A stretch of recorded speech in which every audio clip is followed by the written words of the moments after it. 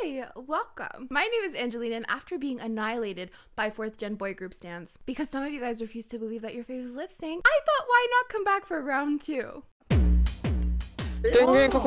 Yes, in today's video, I'm going to be ranking Kingdom's second round of performances. So the 3 from last week and the 3 from this week to give you guys a very nice 1 to 6 ranking. Now, little disclaimer about the lip syncing. If your idol's voices are not peeking through the backup track, then they're just not peeking through the backup track. There's nothing I can do about that. But like I said in the last video, if you don't care about that stuff, then go on, continue living your 4th gen lifestyle. Enjoy convincing yourself that lip syncing is real. Who am I to stop you?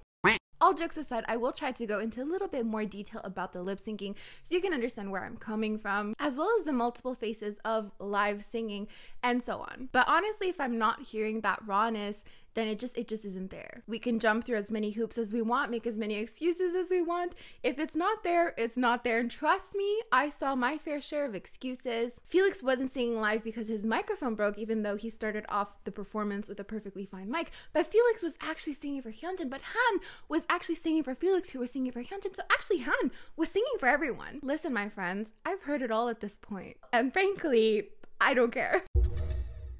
But before we get into this video, please don't forget to like, comment, and share it with friends you don't have. Also, please keep in mind that I'm just really hard to impress. If I was actually part of Kingdom, I would get fired so fast. Like, everyone is reacting to every single move with so much enthusiasm, and I would just be there like, okay.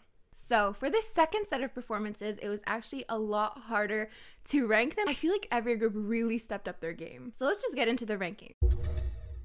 So, coming in at number 6, we have Ikon. Ikon's performance starts out with Bobby caressing a girl, and then he goes off and starts the performance, but again, I'm not really hearing live vocals. Now, people will say their faves never lip sync. That is completely false. Name me one of my faves, and I will send you a performance where they're lip syncing. Everyone has lip synced at least once. And with the nature of K-pop live vocals these days, like, it's really not unheard of to have a certain level of lip syncing paired with live vocals. It's really weird. But essentially, groups will record a second track that is not the studio version, but it sounds live, and then they'll perform over that track. So you either hear their live vocals peeking through what already sounds like live vocals but isn't live vocals, or you might not hear them at all. That's why sometimes you'll see their mouths don't match at all what you're hearing, but then sometimes you'll hear a little bit of a struggle, so it's kind of, it's interesting. So though initially I wasn't hearing live vocals, you can hear a little bit of movement within the chorus. You can hear a little bit more of that rawness, so I did appreciate that. From Love Scenario, we moved to a darker concept, and I do have some grievances with the lighting because it seems like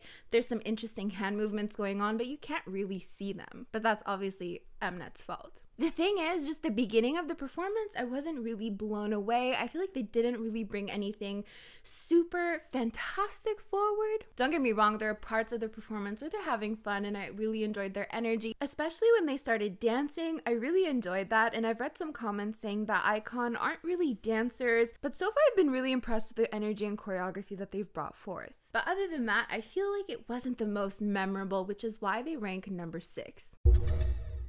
Moving on to number 5, we have SF9.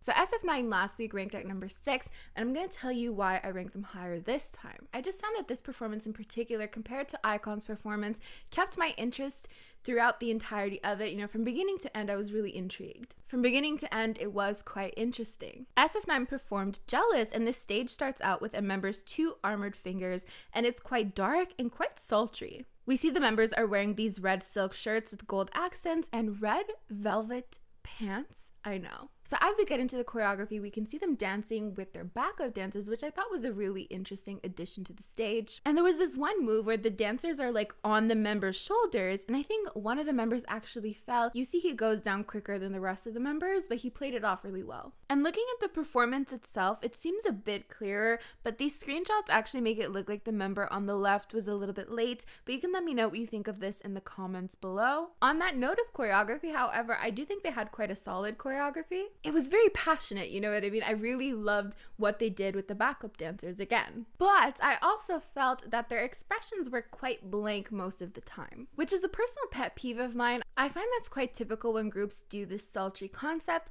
They tend to pair it with blank expressions. But to me, the blank expression doesn't really translate as sultry, it just translates as blank. So in terms of the expressions, I didn't really connect with a lot of them, because I do think you can do a sultry concept with a variety of expressions. It doesn't always have to be blank. That being said, there were some members that did give me some emotion. Now, I do have to say this performance, in my opinion, was a lot better than their first stage. I think they brought forth like more. Do you know what I mean? They weren't just walking around. There was still some walking around, which I've been told apparently takes a lot of talent. I mean, I wouldn't know. I have no talent. And lastly, in terms of live vocals, again, I wasn't really hearing them peek through, which is why SF9 have ranked number 5.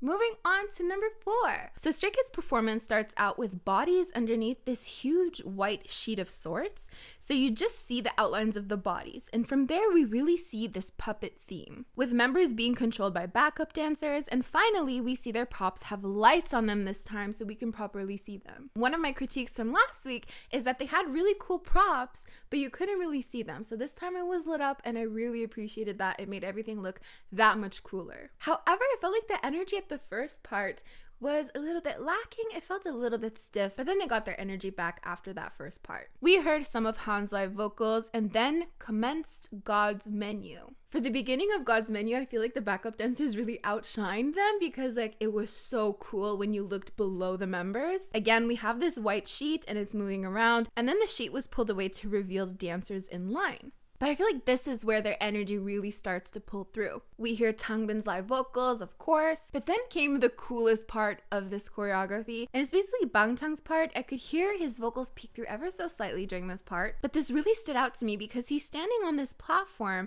and someone is upside down underneath him, mirroring every single one of his moves, and it just looked so cool. After that, we see my second favorite part, which is all of these members holding these red strings attached to the backup dancers, and now the members are controlling the backup dancers with their dance moves. So it's kind of like the roles were reversed, and I really appreciated that. So of course I did hear some live vocals in Stray Kids stage, but it doesn't mean everyone was singing live. Like, I couldn't hear everyone again. Last time I said that I couldn't hear Felix through the backup track.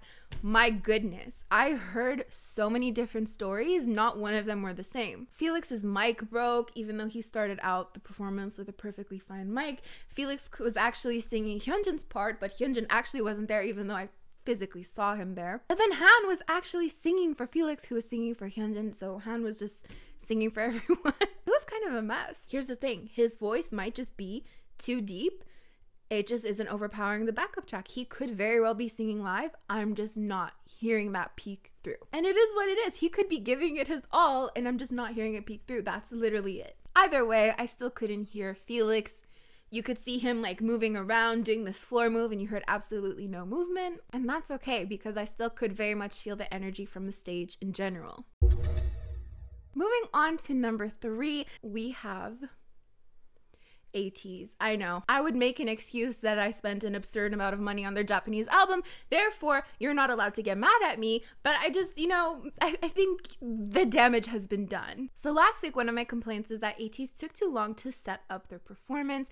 This time it was quite short. They did have that storyline at the beginning, but it was quite short, and we got straight into the performance quite quickly, actually, where we did see live vocals, so I was really happy about that. So the performance starts out with what seems like people on a ship. Then we have a figure in black walking to a room where Hongjung is, and he has an hourglass which he then turns upside down and then walks into the performance. Here's the thing, they're ranking this high because of their live vocals, because of that rawness, because of that authenticity. Because otherwise, I think they relied a little bit too much on the set. They relied a little bit too much on props, and I just think with their energy alone, they really didn't need as many props that they used. So that is one of my major critiques. I feel like they should have put a lot more emphasis on the performance aspect rather than these big dragons. I do need to interrupt us to point out that when I saw Bobby's reaction, I swear I thought he said that it's a dragon, and I thought I heard it's a dragon, and I thought I read it's a dragon, but turns out it's a fucking tentacle.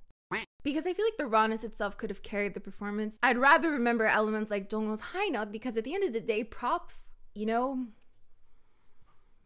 based on budget and stuff like that. It's elitist, to be honest. And I know maybe I'm the only one who thinks this, unpopular opinion, but that big dragon tail, which we now know is a damn tentacle, felt a little bit weird. I think they could have honestly just used a screen in the background and it could have looked really cool as well. It just looked like a Christmas blow-up decoration, and I felt that the props were mostly unnecessary. I mean, for example, there was this one part with Uyong where we saw contortionists around him, and I think that stood out in a different way without taking away from the performance. And I say this because it's after Jongho's high note that I really felt like, wow, this is an Ateez performance, and I would have loved to see more of that. You know, they're just dancing, they're just vibing, like you see their expressions and everything, and it's really beautiful. And it's really after that point in the performance where they don't rely on anything other than their own presence. Ateez live vocals, again, on a different level. I'm hearing members that I really don't hear that often. I'm hearing struggling, people overpowering their backup tracks, people not matching their backup tracks. It's beautiful. And yes, let's actually take a minute to talk about Jongho's high notes,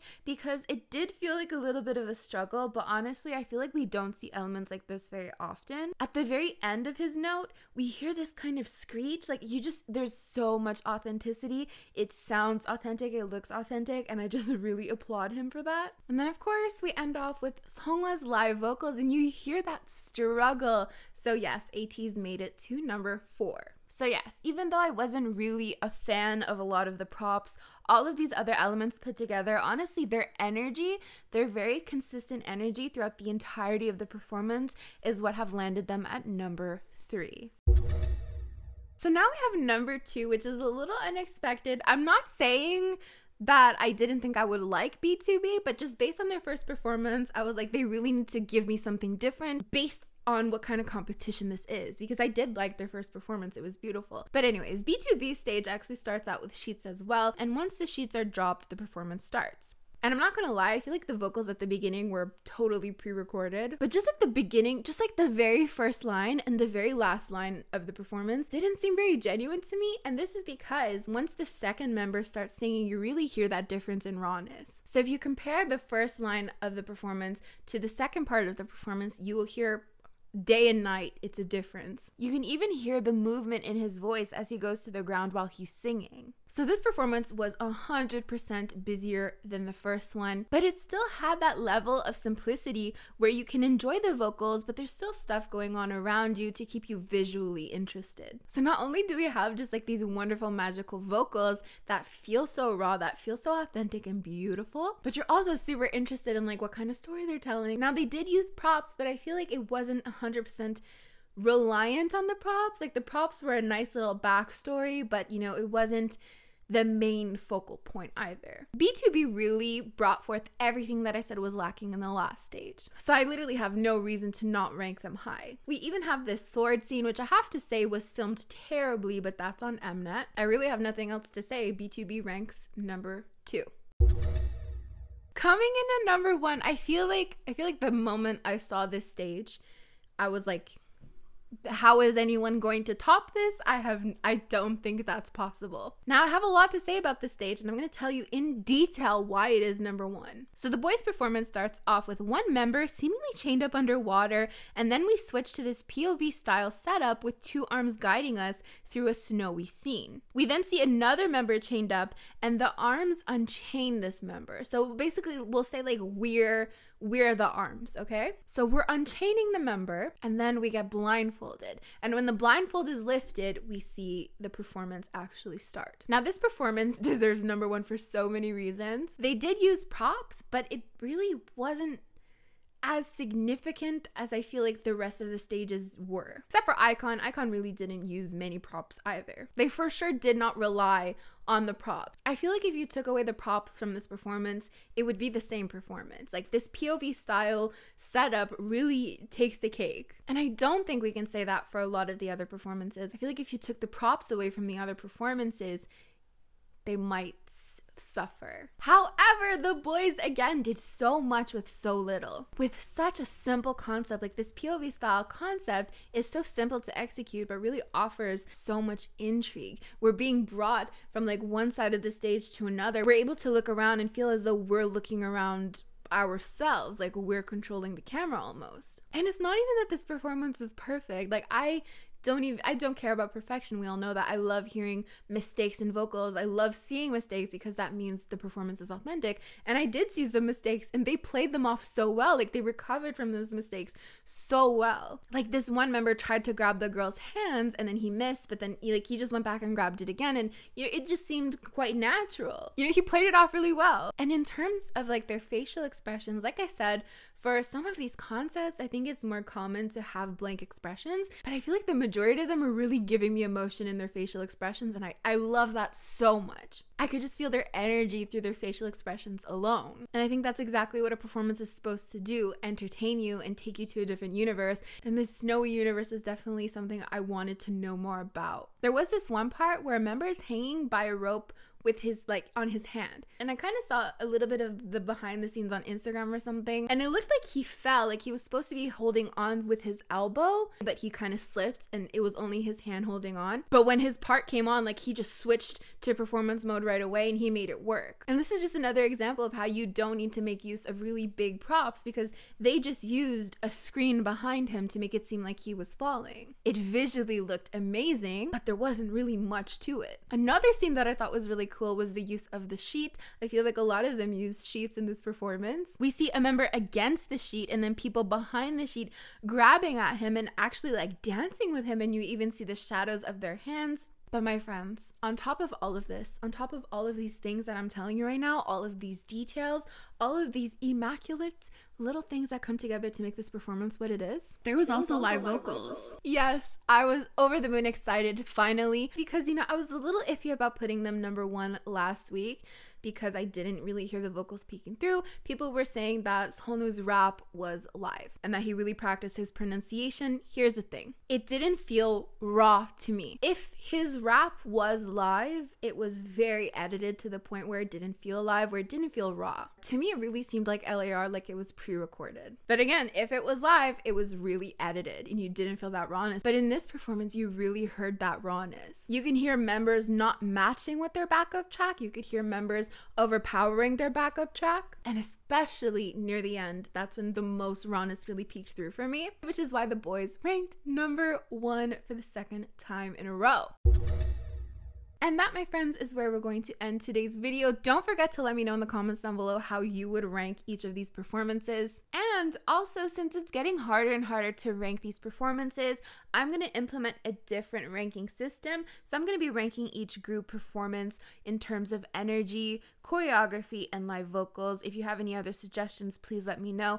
And then with all of that added up together, then we will get our final ranking from 1 to 6. So let me know what you think of that. Again, just because someone ranks number 6 doesn't mean they're a bad performer. Maybe the Boyz will rank number 6 one week. We never know. Don't forget to like, comment, and share this video with friends you don't have. And you can also join my channel members by clicking the join button next to the subscribe button. These are the lovely individuals who help support my channel on a monthly basis. It means the world to me. I've been so sick this week and I'm really trying to push through this video. But like, I think I just need to go, I think I need to go to sleep right now. But thank you so much for joining me. As for me, I'm gonna get going, so I'll see you guys next time. Bye!